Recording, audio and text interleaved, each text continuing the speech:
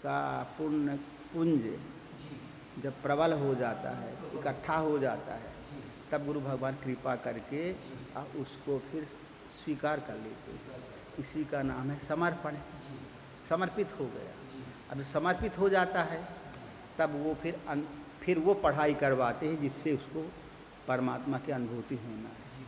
वो पूरा एक्टिव होते हैं गुरु महाराज, पूरा तरीके से क्रियाशील हो जाते हैं साधक के अंदर। उसको हर क्षण अनुभवों के स्वप्न के माध्यम से, स्वप्न सुरा संबंधित अनुभव, जागृत सुरा, स्वप्न सुरा, सुषुप्ति सुरा, समसुरा, 4 प्रकार के अनुभवों के द्वारा साधक को राइज करते हैं।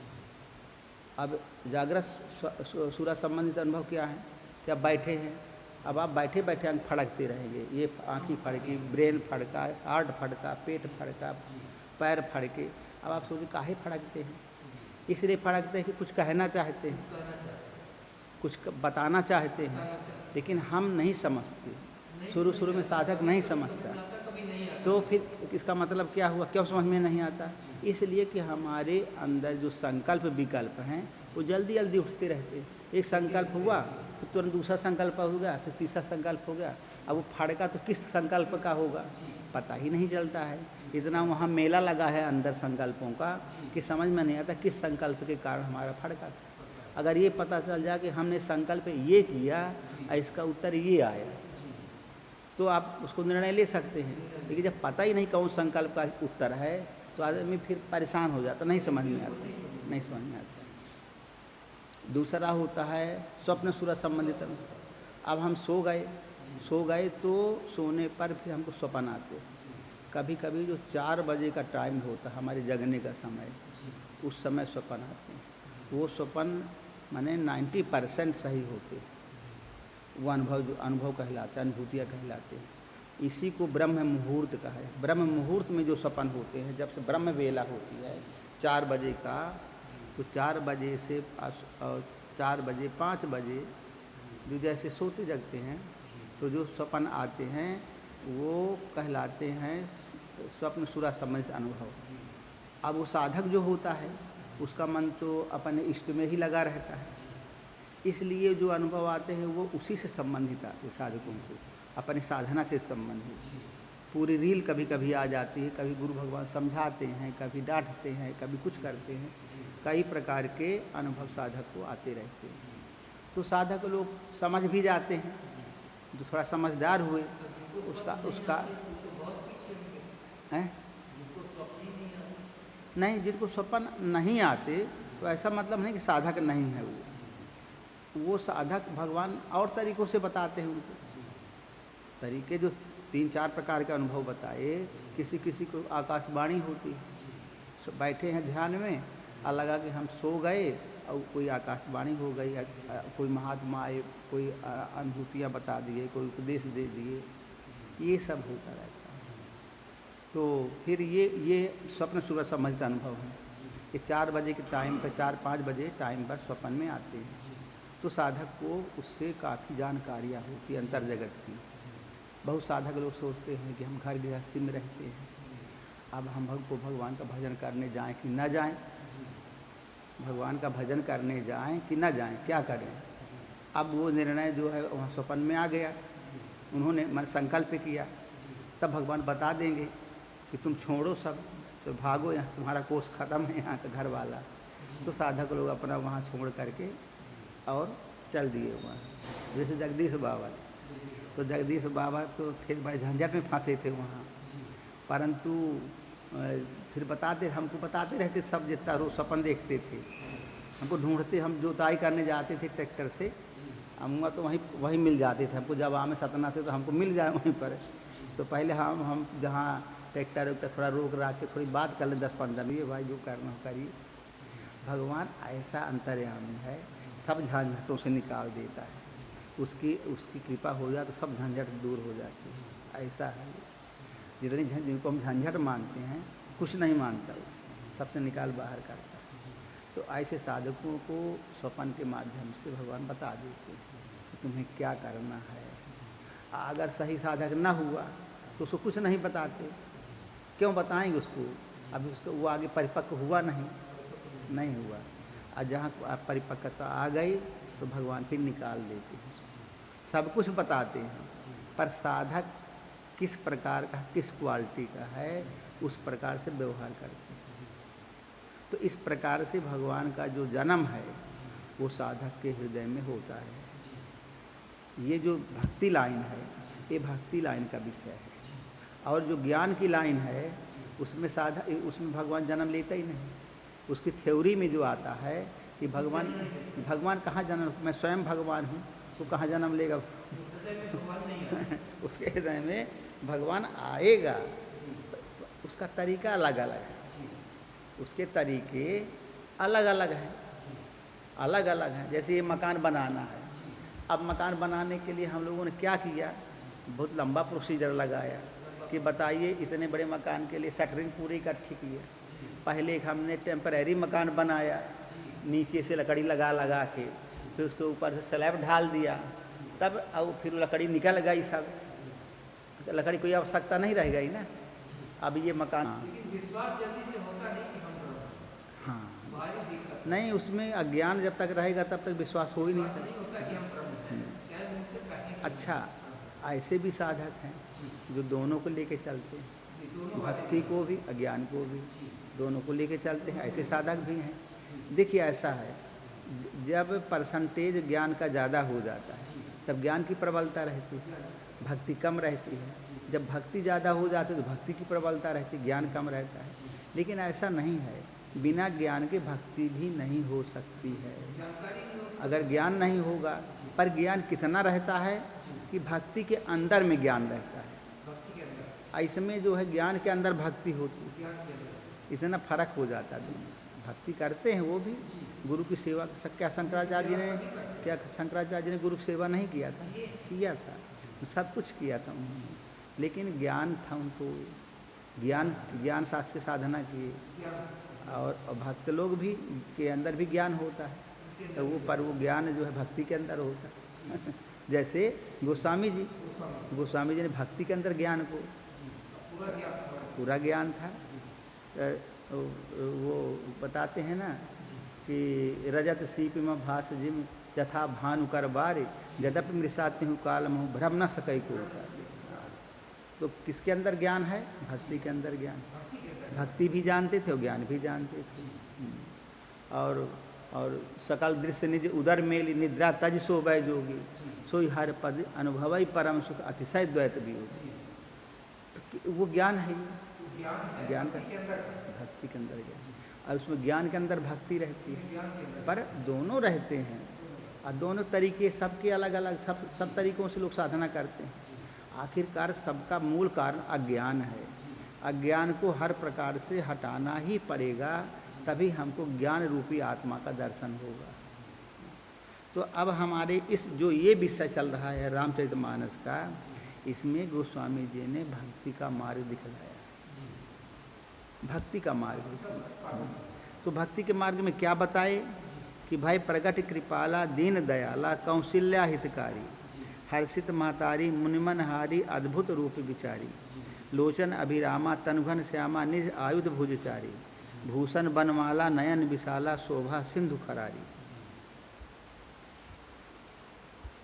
तो दीनों पर दया करने वाले भाई प्रगट कृपाला। देखिए गोस्वामी जी ने क्या कहा, सब पहले उसके पहले बोले थे कि दशरथ जी ने रानी को कौशल्या को आधा भाग दिया था, जो खीर निकली थी उसका आधा भाग कौशल्या को दिया, आधे के फिर 2 भाग किए, तो 2 भाग किए तो 1 भाग दे दिया कैकेयी को, फिर जो आधा बचा, आधे का जो आधा बचा उसके फिर 2 भाग किए, उनको दे दिया गया सुमित्रा को।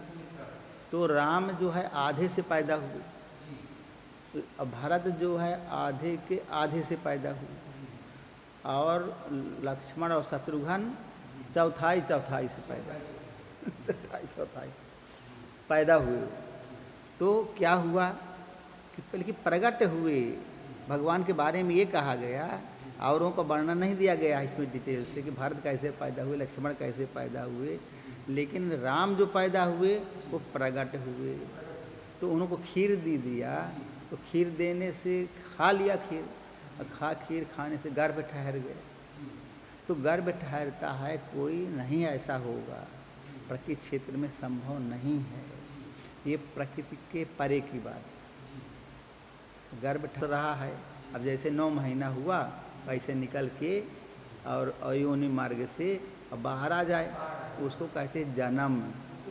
जन्म बात, जन्म हुआ, सब जगह लिखा था भाई आपका जन्म कब जन्म हुआ जन्म तिथि क्या है, प्रगट तिथि नहीं दिखाई बताई जाती। तो जन्म भय प्रगट कृपाला दीन दयाला, प्रगट हुआ था भगवान, प्रगट भगवान। और दूसरा दीन दयाला, अब देखिए अभी पैदा नहीं हो कि दीन दयाला बन गए भगवान। दीन दयाला मतलब दीनों के लिए, दीन दयाल मतलब दीनों पर दया करने वाले, दीन दयाल मतलब दीनों पर दया करने वाले। अब दीन कौन है ये प्रश्न उठता है। भगवान का नाम है दीन दयाल, तो दीन दयाल मतलब कि दीन दयाल है कौन? दीन होता है साधक, साधक से बड़ा दीन कोई नहीं है। दीन का मतलब जिसके आगे पीछे कोई न हो, उसको कहते हैं दीन। साधक ने घर द्वार छोड़ दिया, लड़के बच्चे परिवार सबका त्याग कर दिया, तो उससे कोई मतलब नहीं रह गया। अब और इधर जब आश्रम में आया, गुरु भगवान शरण में आया, तो अभी वो भगवान को प्राप्त किया नहीं, भगवान को सहारा नहीं मिला अभी, और उधर गृहस्थी भी छोड़ दिया। तब कहाँ अटक गया वो? हाँ, न भगवान को पाया, न भगवान को प्राप्त कर पाया, और गृहस्थी को भी छोड़ दिया। तब वो दीन हो गया, उसको कोई ठोस आधार है ही नहीं है। तो जब ठोस आधार नहीं है तब वो दीन दयाला हो गया, दीनता उसके अंदर आ गई। भय प्रगट कृपाला दीन दयाला, अब वो दीन कहलाएगा। तो सबसे दीन कौन होता है? साधक है। देखिए दुनिया में जो कोई रहते कितना भी गरीब हो, वो भी रोटी खाता है, भोजन करता है, वो भी लड़के बच्चे पैदा करता है, वो सब सुख उतना ही प्राप्त करता है जितना धनी आदमी प्राप्त करता है। चाहे अरबपति खरबपति हो और चाहे एक छोटा सा गरीब आदमी हो, उसकी सब इच्छाओं को पूर्ण कर लेता है। उसके लड़कों बच्चों को भी शादी होती है, उसका भी विवाह होता है, वो भी खेती पाती धन दौलत उसके पास भी सब होता है। उसके पास ज़्यादा है खरबपति आदमी के पास में, उस पास कम है, लेकिन भोग उतना ही करता है, आनंद उतना वो भी लेता है, वो भी लेता है। भाई सामग्री की कमी ज़्यादा बेसी है ना, लेकिन आनंद की कमी बेसी तो नहीं है। जब बिटिया जाएगी ससुराल को तो गरीब आदमी की महतारी भी रोएगी, गरीब बिटिया की महतारी बाप भी रोएंगे। जब बड़े घर की बिटिया जाएगी शादी करके ससुराल तो उसके माँ बाप भी रोएंगे, गले से लगाएंगे, गरीब आदमी के भी गले से लगाएंगे। तो एक ही बात हो गई ना, आनंद सुख तो सबको भोग करता है, चाहे बड़ा आदमी हो चाहे छोटा आदमी हो। खेती पाती है तो बड़े आदमी के पास करोड़ों अरबों की मान लो संपत्ति खेती पाती हो रही है, गरीब आदमी के पास एक आध दो खेत हैं या मान लो नहीं हैं, तो चाहे मजदूरी करके खा पिए अपना गुजर बसर करे, तो कर रहा है ना, गुजर बसर तो होता है उसका। तो इस प्रकार से दीन सबसे कौन होता है? वो कोई दीन नहीं कहे जाएंगे, नहीं। गोस्वामी जी कहते हैं कोई दीन नहीं है, वो तो दीन उनका तो सहारा है ना। सब आनंद कर रहे हैं, माया में आनंद ले रहे हैं, सब माया में आनंद ले रहे हैं। तो सबसे दीन कौन होता है? साधक। साधक को माया का आनंद छोड़ दिया, अब परमात्मा का आनंद प्राप्त नहीं हुआ, इसलिए सबसे दीन होता है साधक। तो भगवान क्यों पैदा होते हैं? दीन दयाला, दीनों पर दया करने वाले जो साधक हैं उनके कल्याण के लिए पैदा होते हैं। तो इसमें दीन मालूम पड़ेगा कि दीन कौन है? दीन बाहर में कोई नहीं है। हाँ, साधक दीन, बाहर में कोई दीन नहीं है। बाहर तो सब खा पी रहे हैं, मौज मस्ती कर रहे हैं, सब आनंद, हाँ सब कर रहे हैं। केवल साधक दीन होता है। सबसे जो गरीब है दीन है वो साधक है। तो भाई प्रगट कृपाला दीन दयाला कौशल्या हितकारी। अब कौशल्या हितकारी, देखिए कौशल्या हितकारी, कौशल्या कौन थी? राम की महतारी। और अध्यात्म जगत में कौशल्या का क्या मतलब है? भक्ति। तो कौशल्या हितकारी, जो भक्ति करता है उसके हित के लिए, जो भक्ति नहीं करता वो तो माया का आनंद ले ही रहा है, उसको आनंद मिल रहा है। लेकिन जो भक्ति करता है, अब भक्ति करके अभी पूर्णता को नहीं प्राप्त हुआ, उसको भगवान जन्म ले करके उसको उद्धार करते हैं भक्त का। इसलिए उसके कौशल्या का हित करने के लिए भगवान जन्म लिए। हम आप साधना करने के लिए चलते हैं घर द्वार छोड़कर, अब भगवान मिला नहीं। अब भगवान तो मिलने वाला जल्दी है नहीं, पूरा माया का जो पर्दा हटाना पड़ेगा, माया का आवरण पूरा हृदय से हटाना पड़ेगा, तब मिलेगा। उसमें गुरु महाराज हमारी हेल्प करते हैं, मदद करते हैं। तो किस साधना से करते हैं? भक्ति के द्वारा। हमारे हृदय पैदा हो करके और सभी काम क्रोध लोभ मोह मद मत्सर आदि दुष्टों को नाश करेंगे, उसका नाम है भक्ति करना। तो जब भक्ति करेंगे तब भगवान जो है, हम यही भगवान का हित है। तो कौशल्या हितकारी, कौशल्या हितकारी माने भक्त के हित के लिए। और हर्षित महतारी, हर्षित महतारी मुनि मनहारी अद्भुत रूप विचारी। हर्षित महतारी, महतारी माने भक्ति को हर्षित करने के लिए, भगवान भक्ति के कल्याण करने के लिए। हर्षित महतारी मुनि मनहारी, मुनियों के मन को हरण करने के लिए। मुनियों के मन को, मुनियों का मन विषयों में न जाए, क्योंकि मन का निग्रह कर रहे हैं ना, मन को भगवान में लगा रहे हैं ना, और उधर काम क्रोध लोभ मोह खींचे पड़े हैं। इसे नारद का मन खींच लिए थे तो पागल हो गए थे नारद। ऐसे साधकों के मन को, ऋषि मुनियों के मन को वो माया खींचती रहती। तो कहते हैं कि वो माया न खींचे पावे, भगवान खींच लें। भगवान ऐसा अपना रूप धर के पैदा होते हैं कि भगवान खींच लें मन को। तो मुनि मन हारी, मुनियों के मन को हरण करने के लिए। जो कृष्ण भगवान का आया है ना कि माखन चोर थे, तब माखन चोर का मतलब मन का को चुराने वाले। ऐसे उनकी ऐसी सूरत थी कि सबके मन को चुरा लेते थे, खींच लेते थे। ऐसे एक्टिंग करते थे वो, ऐसा वो नाचते गाते थे, ऐसा काम करते थे। तो कहीं जाके मक्खने चुरा लें। अब कोई लड़का मक्खन वक्खन चुराता है, पर देखिए वो चढ़ गए उसके ऊपर, अब मक्खने चुरा ली। तो उधर माँ को परेशान कर रहे हैं यशोदा को, और उधर जितनी गोपी हैं उनको परेशान कर रहे हैं। अब खिलौना बन गए उनके लिए, तो ना वो छोड़ सकती ना पकड़ सकती। उन्हीं का मक्खन खाए, उनकी मटकी फोड़े और उन्हीं का नुकसान किए। और अगर छोड़ते हैं तो भी उनके रहाई नहीं पड़ती उनसे कि कन्हैया है कहाँ।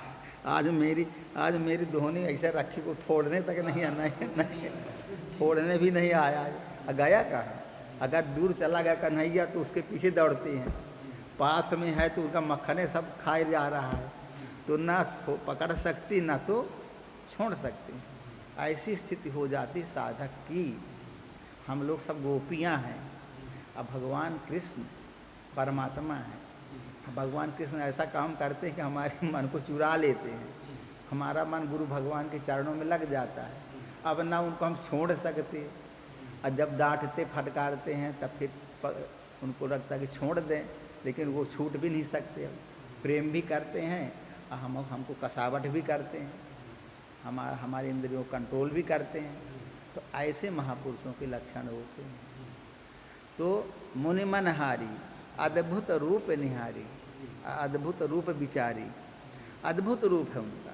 अद्भुत का मतलब जो इस संसार में देखने में नहीं आता, उसको कहते हैं अलौकिक रूप। उनका रूप, उनकी क्रिया करनी, स्वभाव, वाणी सब अलौकिक। जो कुछ करते हैं अलौकिक रहता है। यहाँ वहाँ दो बालक देखा, मति भ्रम मोर के आन विषय। दो बालक देख लिए, एक तो पलंगा में पड़ा था, कौशल्या गई तो पलंगा में पड़ा था, एक आंगन में गई तो रोटी खा रहा था। अब कहीं कौन ये आया कहाँ से? अभी तो वहाँ पलंगा में जा तो वो पड़ा है, और बाहर गई तो वो खेल रहा है। चकित हो गई कि भाई ये कैसे हो रहा, लगता मैं गलत देख रही हूँ क्या, कि वो उधर जाती हूँ तो वो आंगन में खेल रहा, इधर जाती हूँ तो पलंगा में सोया। कौन सा सही है कौन सा गलत? तो सबको भ्रम हो जाता है। यहाँ वहाँ दो बालक देखा, मति भ्रम मोर के आने में से। तो परमात्मा की सभी क्रियाएं, सभी कार्य क्या होते हैं? अलौकिक होते हैं, अलौकिक। अब कृष्ण भगवान जो है बताए, जब छोटे से थे बालक रूप में, तब मिट्टी खाने महतारी ले गई, नहाने गई तो ले गई कि चल उसको बैठा देंगे कहीं तो हम नहा लेंगे। तो उसको बैठा दिया, तो वो मट्टियाँ खाए लगी। अब वो नहा रही थी, अब नहा वहा के जब अपना वो कपड़ा उपड़ा बदल के या छोटे लड़का को लेके चले घर, तो देखी तो मट्टी खा रहा है। अरे कहीं छी छी छी छी तू क्या करता है? तो कुछ बोले न, हंसे भर, दांत निकाले। तो कहा हंसे, तो वो उसके मन को बड़ा आकर्षित कर लिया उसने। और उसने सोचा कि इसका मट्टी निकाल दूँ, इसके मुंह में मिट्टी घुस गई है। तो मुंह फाड़ के अब मिट्टी निकालने लगे। तो जैसे किया मुंह, ऐसे देखा तो अंदर बड़े बड़े ब्रह्मांड दिखाई पड़ने लगे। अब वो कही ये क्या है विचित्र चीज़, इसके मुंह में क्या घुसा भाई, किसके मुंह में देख? तो उसके मुंह में अनंत ब्रह्मांड, अनंत ब्रह्मा, अनंत विष्णु, अनंत शंकर, पूरी सृष्टि दिखाई पड़ी। अब वो आँखी फाड़ के देखती रह गई। वो भुला गई कि मैं नहा के आई हूँ, किसको लेके चलना है। अब वो थोड़ी देर में देखते देखते देखते पूरी सृष्टि, वो को पता नहीं क्या हो गया। आज जब फिर वो उसको होश आया, तब कहीं बेटा चल ना जल्दी, क्या कर रहा है तू? सब भगवान ने माया खींच लिया और वो बन गई, वो क्या नाम था उसका, महतारी का? यशोदा। तो यशोदा जो है उसने, उन्होंने जब माया खींचा, अरे कहीं बेटा तुम मिट्टी मत खा, मैं तेरे को मना करती हूँ, मिट्टी खाएगा तो पेट गुड़गुड़ करेगा। तो वो मिट्टी खाना बंद किया और कन्या में लादी चली गई अपनी। तो फिर भगवान जो है ऐसे होते, अद्भुत रूप उनका। सब व्यक्तियों का रूप जो है समझ में आ जाता है, लेकिन जो बच्चे अलौकिक होते हैं, परमात्मा के यहाँ से कोई कोई डायरेक्ट आ जाते हैं। परमात्मा देखिए हर जगह है, वो कहीं कुछ पैदा करके डायरेक्ट भी आ सकता है। कभी इस संसार को बदलना हो, अगर चेंज करना हो, तो डायरेक्ट भी आ जाएगा, वो कहीं से पैदा हो जाएगा और आ करके बदल देगा दुनिया को। उसके पास से बहुत बड़ी पावर है, बहुत बड़ी पावर है। तो हम लोग विचार करते हैं कि दुनिया क्या होगी, फिर क्या होगा, फिर हम मर जाएंगे तो हमारा लड़का बच्चा कैसे जी हैं, हम ऐसा हो जाएगा तो फिर कैसे रहेगा, हिंदू कम हो जाएंगे तो फिर वो कैसे बढ़ेंगे। तो फिर ये सब आदमी सोचता है गुणा भाग। परमात्मा के पास में तो सुपर पावर है, चाहे जब बदल दे, वो तो खेल खिलौना उसका चल रहा है, लेकिन जब वो चाहे तब सब चेंज कर देगा। सब कुछ उसके हाथ में पावर है। सब चाहे वो हम लोग कोई ना रहे, अगर मानव जात पूरी पृथ्वी से गायब हो जाए तो भी वो सब कंट्रोल करता है, सब सिस्टम को वही कंट्रोलर है। हम लोग बेकार को अपना अहंकार लिए घूमते हैं कि मैं, और वो सब कंट्रोल कर सकता है। Super power. अब सृष्टि को वही चला रहा है। आदमी चाहे सबको भून डाल एक दिन में ख़त्म कर दे। अगर 100 डिग्री टेम्परेचर हो जाए तो आदमी के श्वास सब बंद। हाँ, उसको बढ़ाने में 100 टेम्परेचर में क्या लगता है? पृथ्वी का टेम्परेचर 100 कर दे तो आदमी के श्वास में न लौटी। इतनी गर्म श्वास हो जाएगी तो आदमी सब मर जाएगा वहाँ पटपटा के। अभी गर्मी पड़ी थी कुछ दिन पहले, तो वो जो गर्मी में बोलने वाली वो है ना स्थिति होती, हुआ गर्मी वाली, वो नहीं कि ये बोलती हैं गर्मी वाली, वो क्या बोलते, सीटी देती हैं। तब वो हम देखे कि खूब गर्मी पड़ी जिस दिन, तो वो पूरी जगह वही सब जगह बोलने लगी। और फिर दूसरे दिन तीसरे दिन तो वो सब मर गए। और छज्जे में हमारे बाहर कम से कम 7-8 पड़ी थी मरी हुई।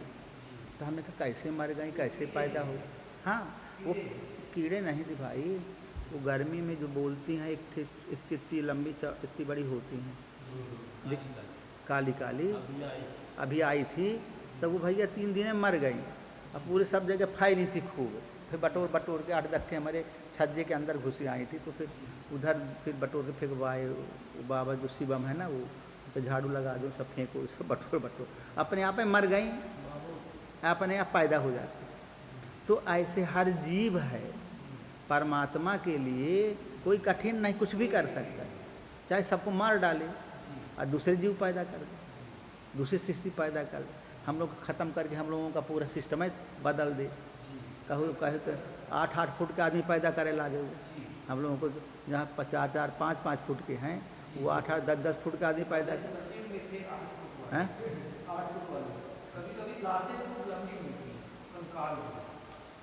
तो हम लोग सोचते हैं जैसा कि हम लोगों का विचार है, अब परमात्मा सुपर पावर है, वो सब विचार करके सब कुछ कर सकता है। हम लोग न रहने पर भी वो रहेगा। अभी तो है ही, हम लोग तो अपनी छोटी बुद्धि से सोचते हैं कि हम नहीं रहेंगे तो क्या होगा। अरे हम ना रहेंगे तो सब कुछ होगा, क्योंकि करने वाला सब कुछ तो वही है। अभी भी सब कुछ कर रहा है और बाद में भी सब कुछ करेगा। तो हम लोग बेकार की कल्पना करते हैं ना। हम लोग भगवान को समर्पित कर दें अपने आप को, तो हमारी बुद्धि शुद्ध हो जाएगी कि हमारे महतारी बाप तो परमात्मा बैठे हैं, हमें क्या चिंता है। हमें कोई चिंता नहीं। हमारे हैं श्री गुरुदेव, हमें किस बात की चिंता, न खाने की, न पीने की, न जीने की, न मरने की। हमारे गुरुवर को होती है हमारे हर बात की चिंता है ना। एक तो भजन बना तो गुरुदेव भगवान परमात्मा के ही रूप हैं, तो उनको सब चीज़ चिंता रहती है। सब सृष्टि के मालिक वो हैं। हम लोग अपने आप में चिंता करते हैं। फ़ोन लिए, हाँ बेटा तुम कैसे हो, ठीक हो ना, और गुड़िया ठीक है ना, और वो नातिन को तो कुछ नहीं हुआ, और वह जो है तुम्हारा महतारी ठीक है ना, और वो महतारी बाप सब ठीक है, हम ही ठीक नहीं है, हम गड़बड़ हैं। तो आदमी चिंता का फ़ोन लगा के परेशान है घर में। और घर वाले सब ठीक हैं जो ठीक है, और नहीं ठीक है वो भी भगवान है सब ठीक करे वाला है। हम क्या कर लेंगे उनका, हम कुछ नहीं कर सकते। करने वाला वही प्रभु है। कितने को अभी कोरोना हुआ तो मार डाला, सब खत्म हो गया, हजारों लाखों आदमी खत्म हो गए, लाखों की तादाद में खत्म। तो करने वाला परमात्मा वही कर रहा है, वही करेगा, वही कर रहा था। तो फिर लोचन अभिरामा तनुघन श्यामा निज आयुध भुजचारी। लोचन अभिरामा माने क्या होता है। अभिरामा मतलब नेत्रों को आनंद देने वाला, आराम देने वाला। नेत्रों को जो आनंद देते हैं वो अभिरामा, लोचन अभिरामा। तनुघन श्यामा माने क्या होता है।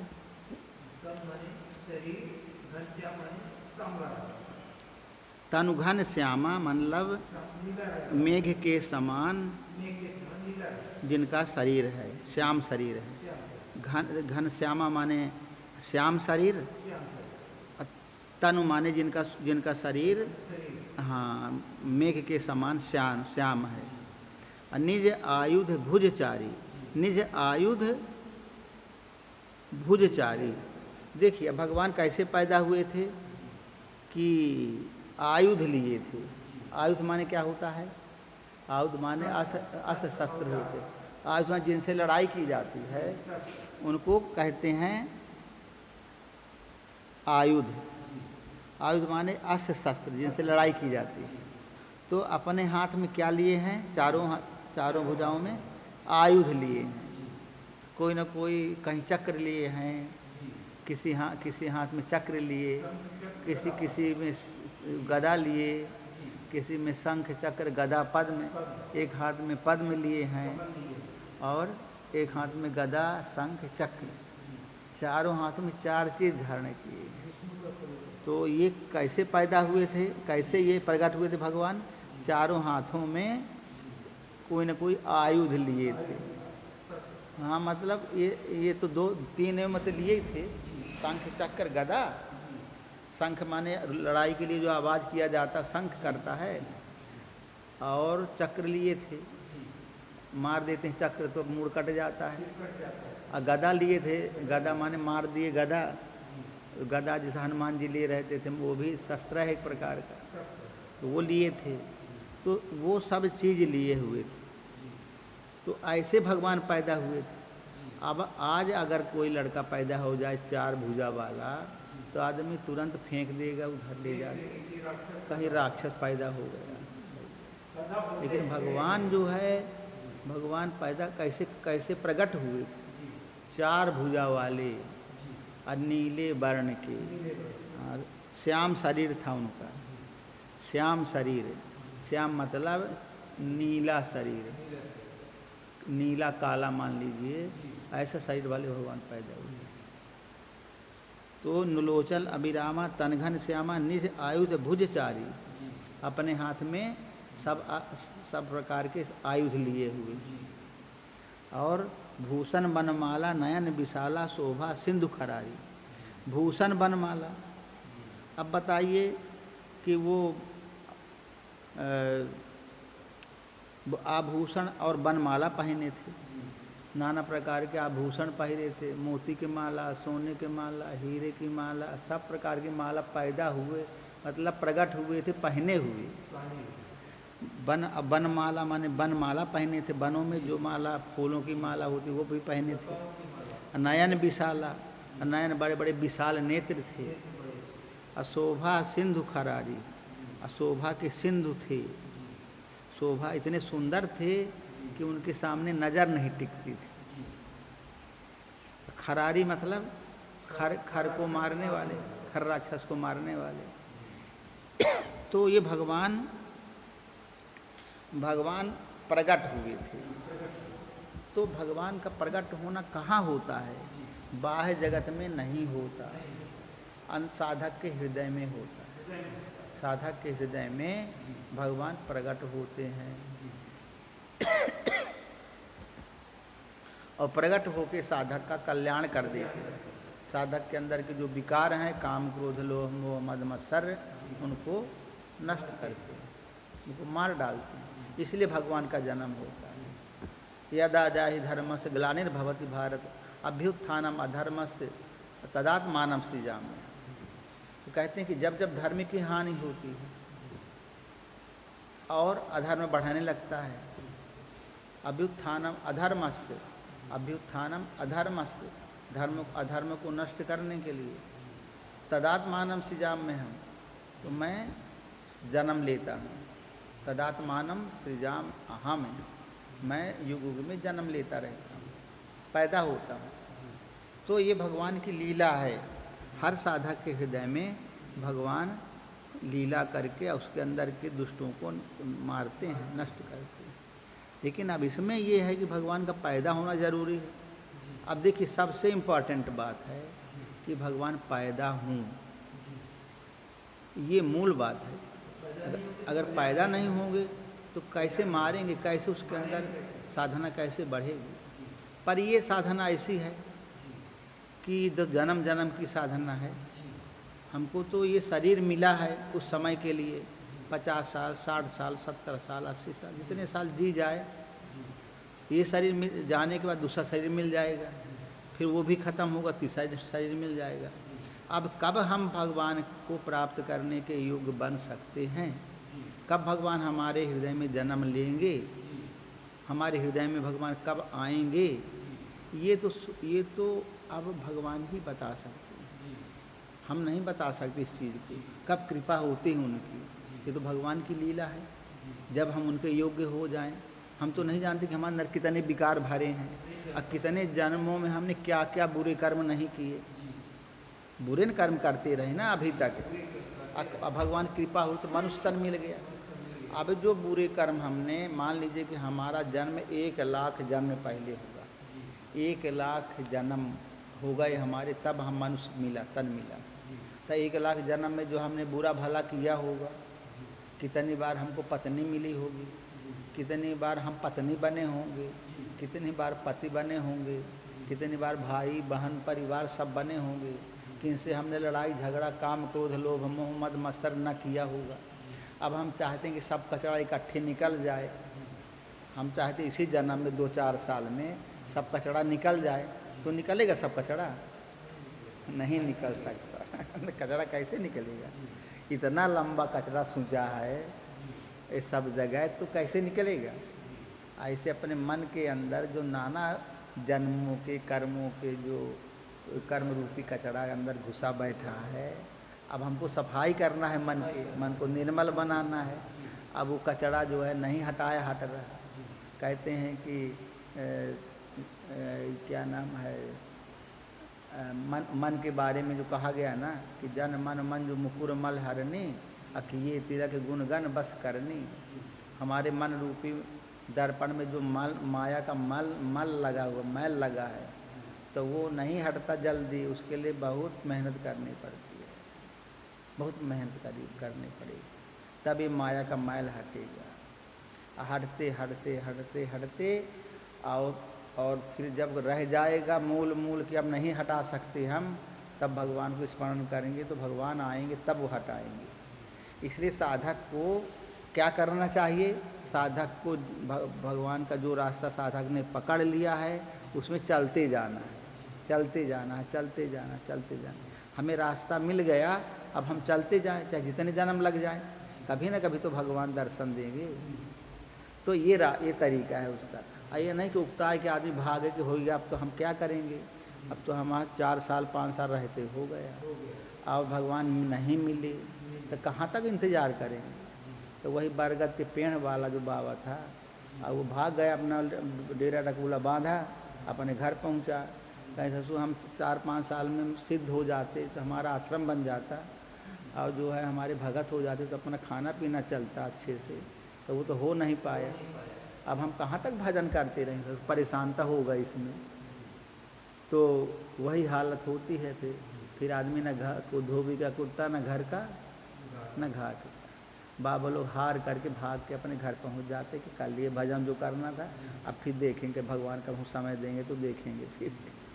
तो ये सब बात होती है। तो हार जाते हैं क्योंकि उनके जो सिद्धांत, उनका जो लक्ष्य है वो परमात्मा को प्राप्त करना नहीं रहता। थोड़ा ही साधना करके हम सब कुछ प्राप्त करना चाहते हैं, लेकिन इसकी गहराई जब समझेंगे कि तो बहुत लंबा मार्ग है, भगवान की कृपा ऐसे जल्दी होगी नहीं। भगवान हमारे नाना जन्मों के जब मैल छुड़ाते जब निर्मल, जब सफ़ा हो तोहरा सीना, रंग तब रहनी का दीना।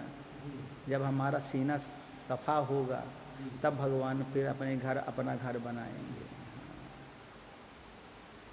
तो आज जो है हम लोग यहीं तक पढ़ पाए हैं, अब फिर कल पढ़ेंगे।